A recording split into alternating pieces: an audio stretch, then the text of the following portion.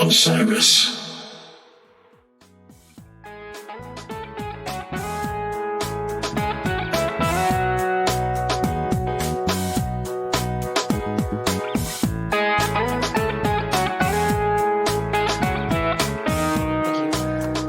Thank you all for coming early to the show here tonight. Yeah, welcome Daniel to Ardmore with a round of applause for him. Thank you. Yeah. So I just want to start by saying I was talking to Joe on your team earlier, and he informed me, he said this is his 250th show that he's worked with you. And I was like, didn't you just start last year? And he was like, yeah. And then he told me that it's the 100th show of the year. That's right. Which I'm still trying to wrap my head around because I don't know when you would actually spend any time at home. Yeah. Right? Yeah. So happy 100 shows Thank for you. 2023. It's really exciting. Yep. And I'm so grateful for my band and everybody that is in our cosmic crew that is in the band metaphorically but not musically that joins us for this, because it is such a huge sacrifice and investment, but also an honor. To be out on the road this much and play this much music and meet everybody and try to bring everybody together. But it's very hard, and it's a very intentional, focused act. And so with that 100th show, celebration is also needed, a great debt of gratitude to everybody that is involved with these shows. It is a lot of work. It does not happen easily. What have been some standout shows for you this year? When us opening up for Widespread Panic was great. That was so fun. That was I think our biggest show that we've ever done up until recently when we played at See Here Now. That was a lot of people. Yeah. And then there's this constant omnipresent fact of it doesn't matter how many zeros there are. On the closeout sheet at the end of the night, there are some nights that really stand out to me, just like frequency wise. And I already know that tonight's going to be one of those nights. I can tell when I walk in. And we sold it out. Thank you. We sold it out. It's great. Yeah. Last fall we played here with the Dwellers, Kitchen Dwellers, and it was so close to being sold out. Yeah. And and so the whole strategy of this year was. Well, let's just go back to all the places we were and just roll the dice and see. So we had 5 sold-out shows last week, and we have 2 sold-out shows this week. And then there's a couple more on like this 22-show tour or something like that. Amazing. Yeah, so it's really growing in this nice way. Are there cities that you're hitting that you've never played in before? Yeah, definitely. Yeah. I think, did you play in State College? Was that the first We played State College last night. first time? Yeah. Yeah. It was great. Yeah, you were there. All right. What do you hear from fans like when you go to a new place? I mean, what I hear in person is always positive, and then my dad has Google updates about me, and then he sends me the not positive stuff along with the positive stuff, which I love. I love the not positive stuff. I like reading those as well. Those don't really bother me in any way. But we're actually getting to the point now where people don't like us, which is great. that means you're doing something right. Oh, yeah. Yeah. People were like, mad at me. I got a haircut. I saw, some people. I can't tell. I played too many notes, or, my vibrato sounds too much like a goat, or, I saw somebody talk about Sugar Leg once who didn't know who he was, and they were like, who is that old lady screaming in the back? And I was like, it was so funny, But that's the great thing about doing something, I think, with a positive intention, something that is born from your soul, and you're trying to reach for something that has these eternal values of something that's truthful and good, that all of those aesthetic, temporal insults, they don't even touch that. It's like water on a windshield. It just slides right off, at least for me. Nice. Yeah.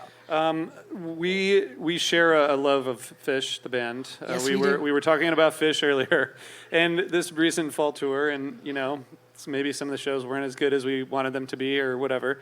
And we were talking about kind of analyzing music as a performer.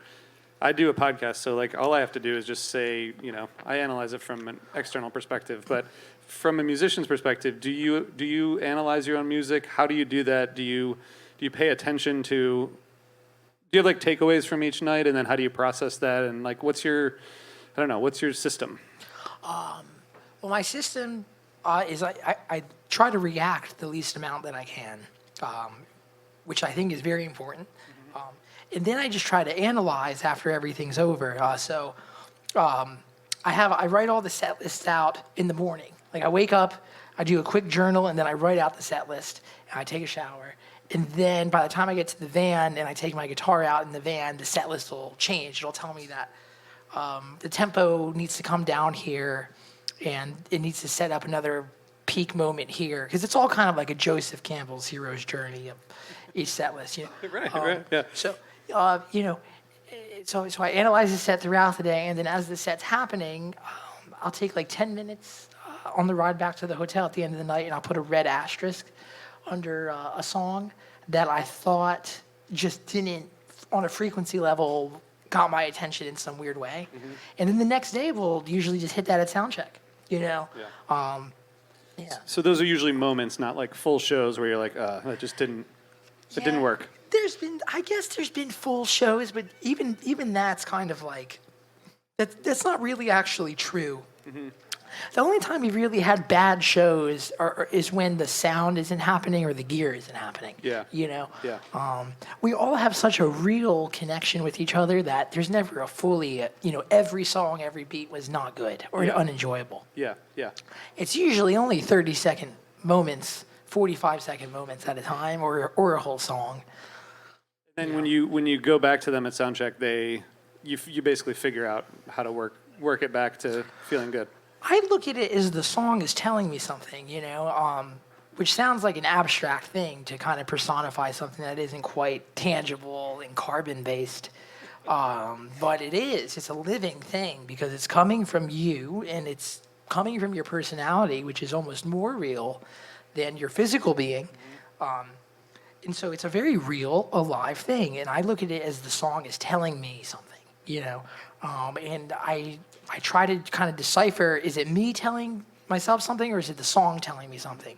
And that's actually the great privilege that our community here kind of gives us, is that we're able to play so many shows and everybody is coming to a lot of these shows that we can play the songs a lot. So the songs can kind of tell us what they want, and by the time we go to record the songs, we've played them 100+ times, Yeah. So, I want to just follow up quickly because you talked about the kind of broader jam scene. The formula is in some ways easier than if you're making pop music or something where it's like, what platform do you use? What algorithm do you have to hit? Whereas with the jam scene, you just have to play a shit ton of shows. Is it that simple? Oh, I think your shows have to be truthful, beautiful, and good. Yeah. There's a lot of bands that are in our scene that,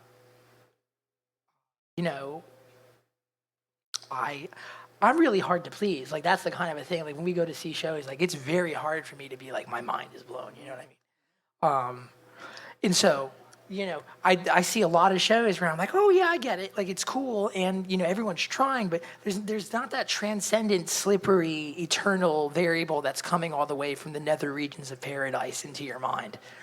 And it's that kind of thing, and it's, and that's what we're kind of, I feel like everyone's chasing. And that's the thing that kind of renders us all to the thing of like, no respecter of persons. Like, it doesn't matter if it's the musicians or the fans, like everybody is chasing that feeling, that kind of thing of where you look to the person next to you and you're like, here's why we paid $9 for a bottle of water, Yeah. And it's like, that's the kind of the thing.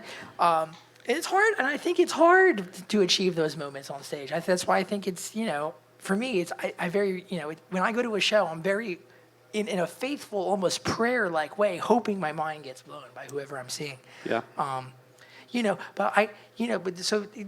Before I started Cosmic Country, I used to play on a lot of people's records in Nashville as a guitar player. Mm-hmm. Like, so you show up at 10 a.m., you park your car, you bring your Yeti mug full of coffee, and you sit down and you go into the mix room and you listen to a demo off an iPhone that you've never heard before, and they go, let's go cut this song. So the song's never been played before. Uh-huh. The band's never really jammed the song before, and you kind of just go and cut it. And then the A&R guy is in the room and he's talking. And he's like, this will be good for this playlist on Spotify. We got to get a meeting with Ken over at over at 97.5. We got to get lunch with him and make sure to post a TikTok about this and all that.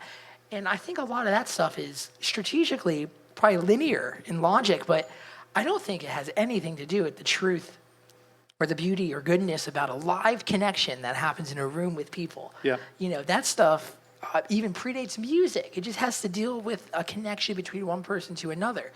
And that is what I feel the values of our community are kind of founded on here, is that we want to connect with each other and create something that has never happened, that will never happen again, that feels like eternity. Yeah. And it feels beautiful.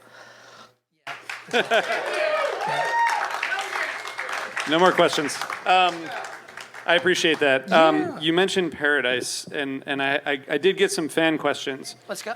I think that you mentioned in an interview, or maybe, I don't know where, but somewhere, maybe in our first conversation, that Paradise City was the first song that you played. Yeah. Is that going to come into the rotation I at think some it point? has to. I just can't sing it. That's the great thing about this band is Will and Nathan are such good singers that Yeah. we can kind of divvy up with each other. Like, Well, that's an official request from a fan. I've got a couple of those requests. Let me just say, that is not just a song that you can kind of just whip up really fast. It's not like a grilled cheese sandwich. That's an amazing song with like time changes, and there's one of those electronic keyboards that Paige plays on Frankenstein. It's like one of the real like songs.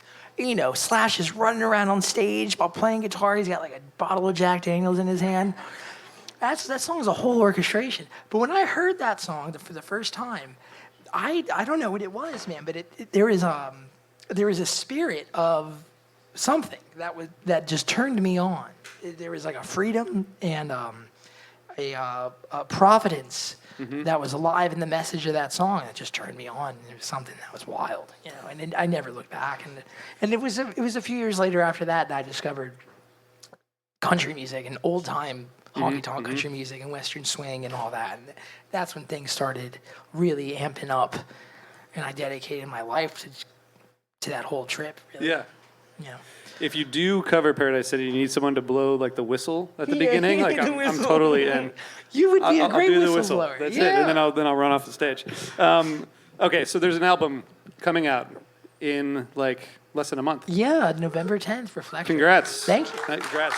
So, tell us about how I know it's been in the works for a while, but tell us about how you did it, how you put it together, recording, all that. Well, Vance Powell produced it, which was It's pretty awesome. a dream, man. When I was, I think I was 18, I was playing down at Roberts on Broadway in Nashville, and Vance was in there one night. Because Roberts is kind of this outlier. It's kind of the black sheep of downtown Broadway. And it's, right, you know it, right? There's a frequency there. And I've seen you play there before. oh, it's a yeah, after vibe. Fish, right? Yeah, yeah. Yeah, it's that was a wild night. great vibe. Mike Gordon was there Yeah, that night, yeah. yeah. Yeah, it was such a strange night, my God. That's one of the strangest gigs. We'll have to talk more about that. Yeah. Vance came in one day, and as he was leaving, he said, "You don't know this yet, but one day you're going to make a record, and you're gonna need a producer. Call me." No way. Yeah. Wow. So like almost 9 years later, Wow. I called him, and I was like, "Hey, we're making a record, He said, "Well, come play me some songs." And so he goes, "Send me the songs before you come over." And so we had a meeting scheduled at 11 at Sputnik Sound in Berry Hill, and around 10:30 he calls me. He goes, "All these demos are like 13 minutes long, right?" I was like, "Yeah, well, I'll explain when I get there, Yeah, kind of short. That's right. And so Vance and I had a couple meetings. We talked about the vision of what I wanted the record to be, and then the band and I really rehearsed, figuring out how to take these songs from this living environment to more of a crystallized presentation. The whole ethos for me when we're playing on stage is that it's a celebration, not a presentation. It's a celebration of humanity, it's a celebration of truth, and it's an embrace with a faithful response of whatever happens. It's totally cool. It's totally fine. Even if you don't understand it, it's totally cool. But a record is very different. A record is a whole celebration. It is you painting the vignettes. It's you painting the shapes, and it's you creating an experience that nobody else is really participating in. It's a whole different side of the window. It's kind of like a TSA window when you're at the airport. Like they can see you, but you can't see them, kind of a thing. That's kind of what's happening there.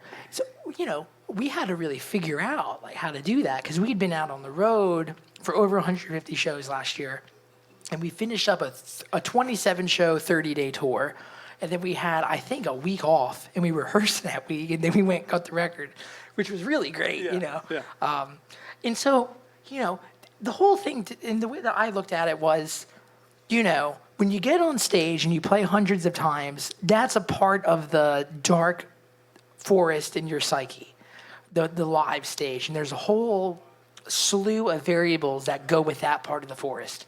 When you go into the forest of the studio, you need just as much experience there to be confident. But all of us we're not even 30 years old, so we haven't made like hundreds of records. We haven't made a bunch of records, but we've played hundreds of shows. Yeah. We needed a forest guide. We needed somebody who knew like how to slay the dragon, like cut down the bushel with their scimitar and be like, go left, don't go right, and watch out for the booby trap here. And Vance was really so good at that. And the thing about Vance Powell is he works with Chris Stapleton, he works with Jack White, he works with Fish, he works with Trey. He works with a bunch of bands that nobody else would know that are kind of seeking that same kind of truth in the live experience, but he helps them make records. That's a hard thing to do.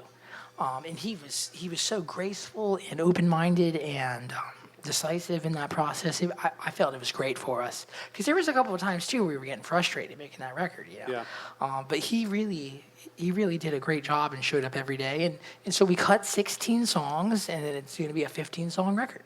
Wow. Yeah. Wow. And are any of them 13 minutes long?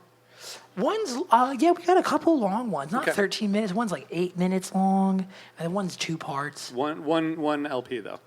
Will it 2 fit on LPs. one? Okay, 2. All right. Yeah, Reflector. All right. Yeah. Congrats. We just started the pre-order on my website, and then Heady Wax is doing 500 copies, and Relics is doing, I think, 2,000 copies or something like that. Don't quote me on that number, but yeah.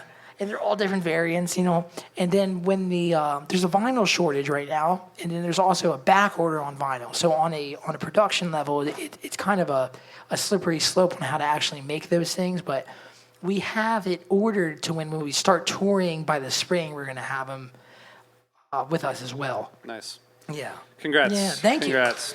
Really awesome. Yeah. Do you was it hard to figure out how to translate a song that you thought about from a live perspective into it? Like, are there, like you were mentioning the turns in the forest, is that for every song? Like, are there decisions that you have to make about how to cut something from what would be 15 minutes to 6? Some stuff. It was really like, a lot of it was our singing. Because with Cosmic Country, we really value our vocals, and we spend a lot of time on our vocals. And we really try to serve the song more than we ever try to serve anything else. Because that's all you can really take with you, and that's all you can really ever give people once you're gone. You can give people tapes of something, but, if there's going to be cover bands of your band playing one day, they're going to need a song for them to jam on, So it's that kind of a thing. Yeah. So we try to serve that, and I learned all that stuff when I was playing down at Roberts.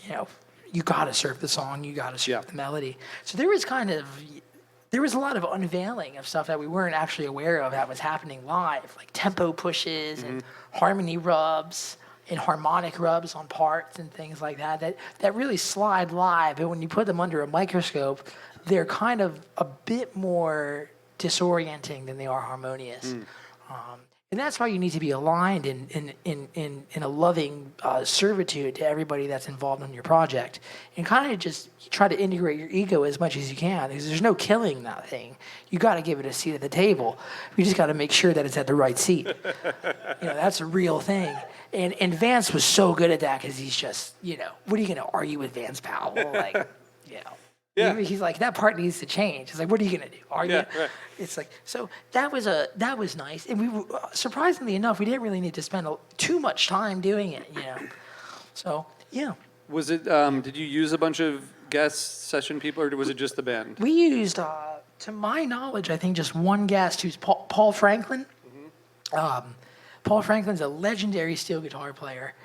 He played with Dire Straits. He played on all the George Strait records, all the Alan Jackson records. He plays with Chris Stapleton now. Nice. He's one of the most recorded musicians in history. And, you know, I used to go see Paul play at a venue called Third and Lindsley in Nashville and with a band called The Players, which is all like the hot Nashville session cats. And they had this jazz band that 40 people would come see play once a month, you know, and you'd sit down and, you know, I wasn't 21 at the time, so I'd get a Coke and put a red straw in it so it looked like I was.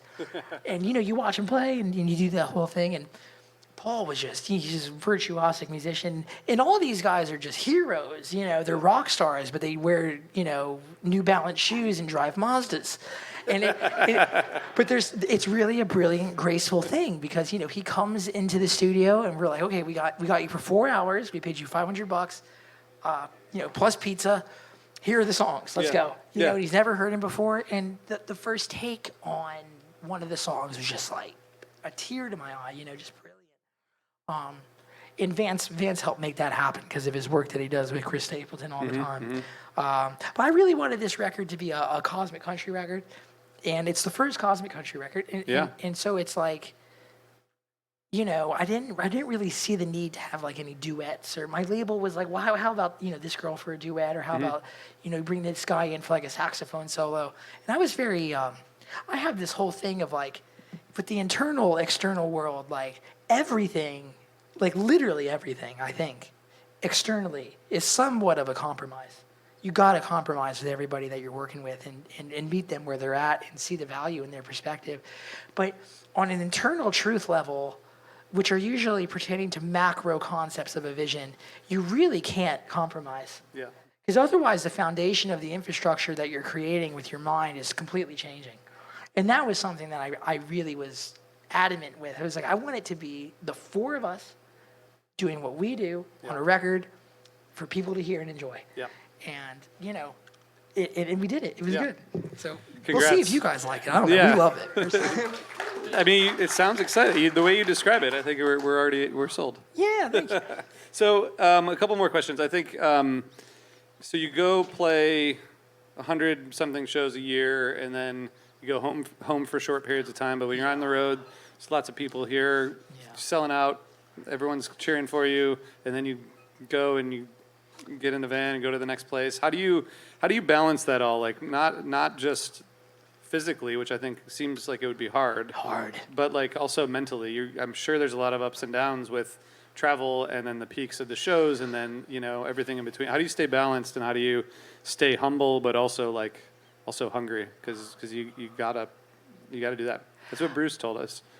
You gotta stay hungry. Bruce Springsteen, you know. Yeah, he talks about that fire. Yeah. I mean, that's a great metaphor. Yeah.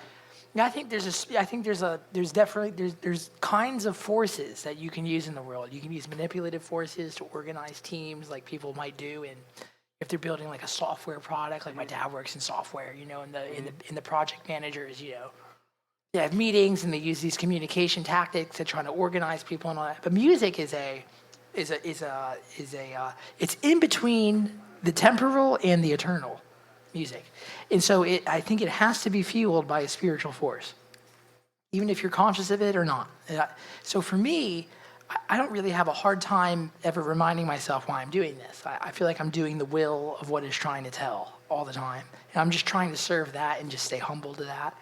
And then I also think something that's really worth remembering is that, you know, love transcends logic. We don't really know what love is. We don't really fully understand what that force is and how it works. And trying to, I think, just love everybody that you're with every day really helps on a cosmic level. It really does. If you really love everyone that you're with, and to really love somebody means you can get pissed off at somebody or they can get pissed off at you, and you can look them in the eyes and give them a hug when it's done, you know. And that's a really big thing, man. Because, you know, before Cosmic Country, I was touring with a lot of bands that everybody was just getting paid and everyone didn't really love the songs and they were just kind of there just to do it. And you can tell the music doesn't come alive. It's kind of like, it's like a taxidermed animal. Like, it looks like an animal, but it's not. It's like not alive. It like looks like it. It's not breathing, it's not moving, it's not interacting with you. And you need a living spark of truth and love to be in those frequencies and those notes to really communicate with that part of people's hearts. I don't know. Really, everyone asks me, how do we do it? I have no idea how we do it. I really don't, because it's actually a crazy endeavor. Yeah, it seems insane. Yeah, it's like get 6 hours of sleep at a crappy hotel and like eat an Uncrustable and brush your teeth and get on to the next show. It's like, it's great though, because it's also, there's something that's so Jack Kerouac and American about it. Like if you're really, it's like a very manifest destiny approach to things. I look at it as a great privilege on a deep level and also a great responsibility. Thank you. Thanks for that. Yeah. Let's talk a little bit about 2024. I know there's already stuff happening. Yeah. I mean, you have to have everything planned out already. What's on the calendar? What are you excited about looking at next year? Man, this is the interesting thing about what we do is I feel like the trip of what we do is kind of the same. We play songs to people that want to hear it, and we go to the next town, and some of those people follow us. Yeah. And, maybe the scale of that keeps growing. We keep developing our sound and focusing on that. I mean, that's the number one priority that I always have is just our sound and whatever that means, which means a lot of things. Yeah. On some level, it's not like what Apple did when they went from Intel processor to M2 processor, where it was like a whole hardware change and they had to hire all these people to do things. I just want to keep growing and doing the same thing that we're doing. But we're just going to keep going as hard as we can until we have to slow it down to like 70, 80 shows a year. Yeah. Until a girlfriend or somebody's wife is like, hey, I need to see I need to see these guys more. Stop touring so much. Be like, okay, fine, we'll stop. The first band baby, maybe. Yeah. Right, that's like, yeah. The first band baby or something like that. It's like, you kind of see it with bands. Like, and this is the great thing about being in the band is you're not reinventing the wheel. I mean, Fish didn't even reinvent the wheel. They just made a really great wheel. Yeah. And wheels make contact with the road. It's just a wheel, but it's your wheel, and you just got to keep constructing it and keep refining it and keep doing it. And that's really I feel so lucky because there's so many bands out there that don't have these elements of the fruits of life that we have in our trip right now. And I was in those bands for a while, and I played with artists that were in those bands for a while, and I can tell what we have right now is just so special. So, we're just gonna keep doing the same thing that we've been doing, and just add more zeros, really. That's awesome. I'm excited for that. All right, we're gonna do like one more question from a fan. You played with so many people. I know that, and I know you love to play. Just a quick anecdote. We went to Fish not this July, but the last July, and we dropped you off in front in the minivan after the Fish show, and my wife was like, "Are you sure? Are you gonna be okay?" And you were like, "I'm fine." You hopped out with your guitar and went and sat in and played. Like you'll play. It seems like you'll play anytime. Yeah. Do you get different things out of sit-ins and like collaborations with other people that you like? How does that work in terms of contributing to your music? Oh man, I mean, when somebody's on stage, that is essentially you're getting to see how they go about doing this thing. And that's a big deal. It doesn't matter who it is. I'm really like, on some level, I'm no respecter of persons on that level. Like, playing with, sitting with my friends at Roberts.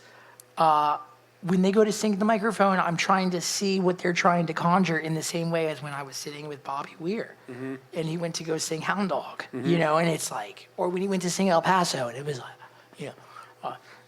so, because you get to see how does this person interact with their soul, and how does that look, and how does that feel to you? And, the thing that's quite startling is that there's 8 billion people alive right now, roughly, and everybody has a different personality. There's no repeat of variation. How is that? So that means, there's an infinite amount of variation, which means there's an infinite amount of ways to go about doing this thing. So I'm just really curious to see how everybody goes about doing it, you know. And I respect and am touched by some other people more than others, you know. It's really wild to see the differences. You know, some people close their eyes the whole time and they don't even look at the audience except for, you know, a total of 3 minutes combined over a 3-hour show. Yeah. And that's brilliant, you know. And then some people are, you know, running around the stage and they're crushing Budweiser cans and smoking American Spirit Yellows, and the whole crowd's going crazy. And that's a great thing to witness too. I'm just obsessed with the variation of how you can go about doing this wild thing that is music. Yeah. You know, we don't even really know what that means because it's invisible geometry. Yeah. You know, fueled by somebody's soul and their intention. Like, that's a weird thing for a bunch of stoned apes to be doing. Yeah. So, you know, I'm obsessed with seeing how everyone goes about doing it. You know, Kanika Moore, when she's done singing, she sits down, even if there's 5,000 people. Yeah, she did it in Baltimore the other night when I was playing with Bill Kreutzmann. She sat down on stage. 5,000 people, done singing. Don't care, I'm gonna sit down. It's like, great, you know, I would never have thought about sitting down when I'm done singing, you know. It's cool to see that. It's really cool, and it's such a privilege. And, you know, I love playing with people, man. It's a great thrill. It is. Yeah, but I really love playing with Cosmic Country more than I've played with any other band in my life. That's awesome. Yeah. Congrats. That's great. Just the last thing on this topic is another fan question. 1 to 2 bucket list artists to collaborate with. That are alive. I think alive, probably, yeah. Because of AI, you know, we could do some stuff now. Like collaborate with, like in the studio, or like play with live? I think either. I'd love to play guitar with Bob Dylan. That'd be really nice. Yeah. Bob Dylan's had a lot of great guitar players that have influenced me, like Mike Bloomfield and Robbie Robertson and Mark Knopfler have all played with Bob. You know, The Dead and Bob did a record. I'd love to play with Bob Dylan before I can't anymore.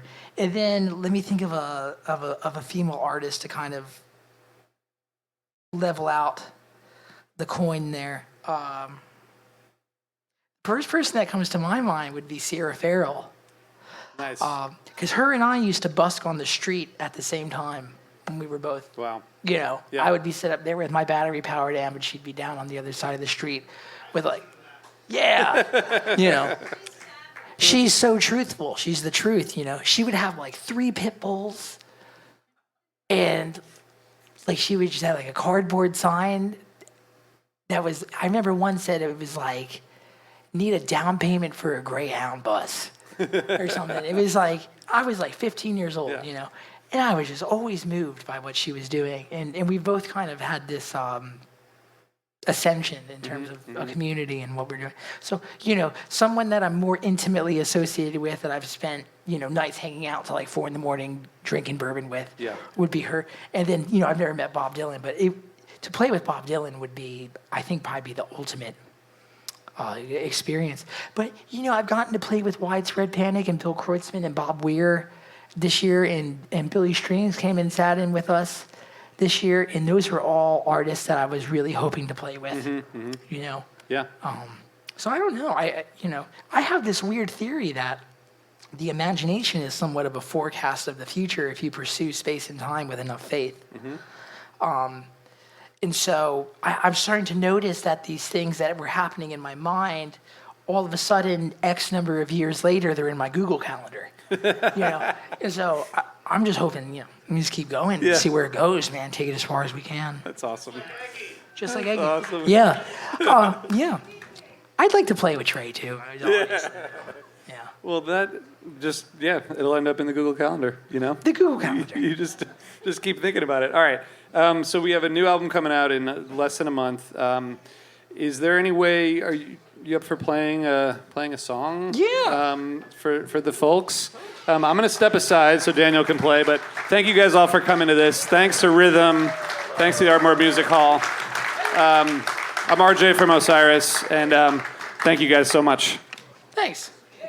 Give it up for RJ. Yes. Yes. Does anyone want to hear a song? I didn't really plan any songs. Okay.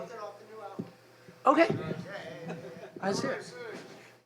Yeah, what's up?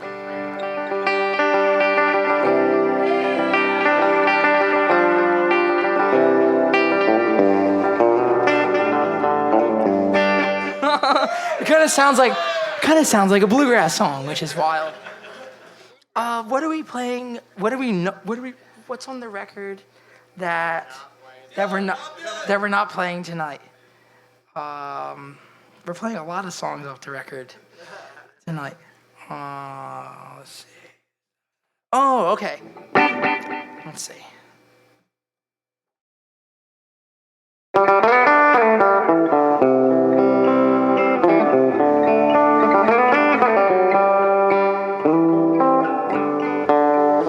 Well, I blew past the off-ramp, wrecked the whole damn scene. Never knew what could have been. And I took a getaway, found out what it means. What I've dreamed ain't what I've seen. She used to nudge me and try to budge me. I didn't want to kick and scream. I tried to find her, I didn't mind her. Stuck halfway in between.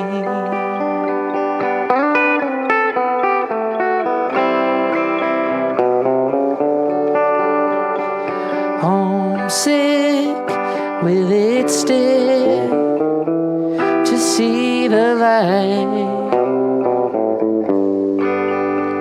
Parade them ghosts to fight.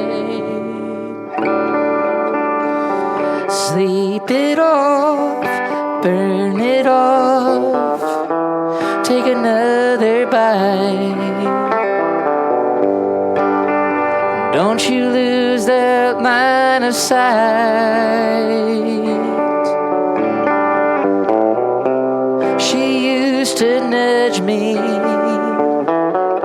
and try to budge me. I didn't want to kick and scream. I tried to find her and I didn't mind her. Stuck halfway in between.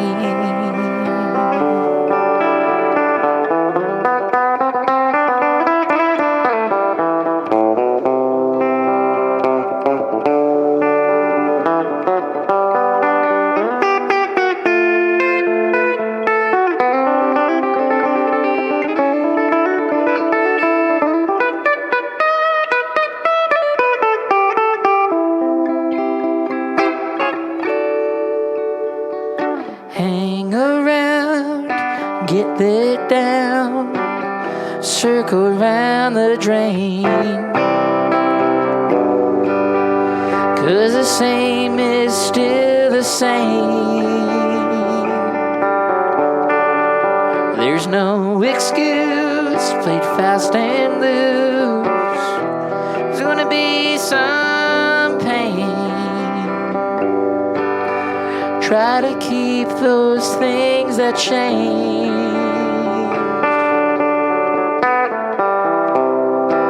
Stuck halfway in between. Stuck halfway in between. Stuck halfway in between.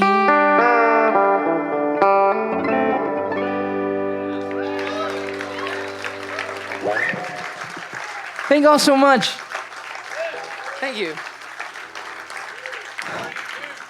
Everyone's coming to the show tonight that's here? All right, cool. Well, y'all grab a drink and enjoy yourselves and smoke a joint or something. Or vaporizers. We'll see y'all very soon. Thank you so much for coming out Thanks, here Daniel. today. Thanks for doing this. Yep. And thank you, RJ and Thanks, Osiris. everybody. Thank you so much. Thank you, guys.